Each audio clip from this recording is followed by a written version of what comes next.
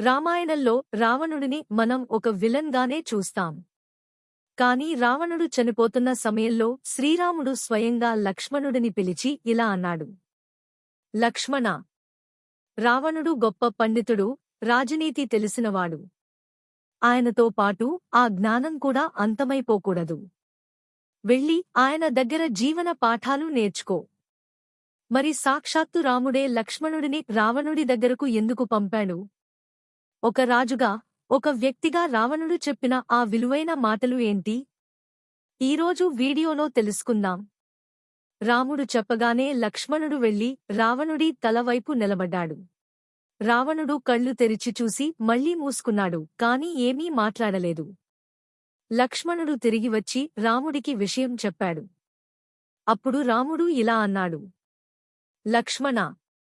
ఒకరి దగ్గర విద్య నేర్చుకోవాలంటే వారి తల దగ్గర కాదు, పాదాల దగ్గర నిలబడాలి. వినయమే నేర్చుకోవడానికి మొదటి మెట్టు. లక్ష్మణుడు తిరిగి వెళ్లి రావణుడి పాదాల దగ్గర వినయంగా నిలబడగానే రావణుడు తన చివరి శ్వాసతో ఈ పాఠాలు బోధించాడు. రావణుడు చెప్పిన మొదటి సూత్రం: శుభస్య శీఘ్రం.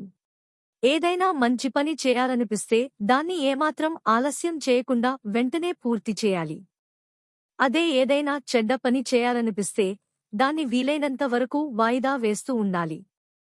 రావణుడి పశ్చాత్తాపం: నేను స్వర్గానికి నిచ్చెన కట్టాలని, సముద్రపు నీటిని తీయగా మార్చాలని అనుకున్నాను. కాని వాటిని వాయిదా వేస్తూ వచ్చాను. అదే సీతమ్మను అపహరించాలనే చెడ్డ ఆలోచన రాగానే వెనుకాముందు ఆలోచించకుండా చేసేశాను. అందుకే ఈరోజు ఇలా పడి ఉన్నాను అని ఆవేదన చెందాడు. రావణుడు చెప్పిన రెండో సూత్రం: శత్రువును ఎప్పుడూ తక్కువగా చూడకు. రావణుడు బ్రహ్మ దగ్గర వరం కోరుకునేటప్పుడు దేవతలు, గంధర్వుల వల్ల చావు ఉండకూడదని కోరుకున్నాడు. కాని మనుషుల వల్ల, వానరాల వల్ల తనకు ప్రమాదం ఉండదని భావించి వారి పేరు చెప్పలేదు. చివరకు ఆ రాముడు మనుష్య రూపం, హనుమంతుడు వానర రూపం వల్లే రావణుడి సామ్రాజ్యం నాశనమైంది. తన బలం చూసుకుని అహంకరించడం వల్ల శత్రువు శక్తిని గుర్తించలేకపోయారని లక్ష్మణుడికి వివరించాడు. రాజకీయాల్లో లేదా జీవితంలో నీ ప్రాణరహస్యం నీ దగ్గరే ఉండాలి.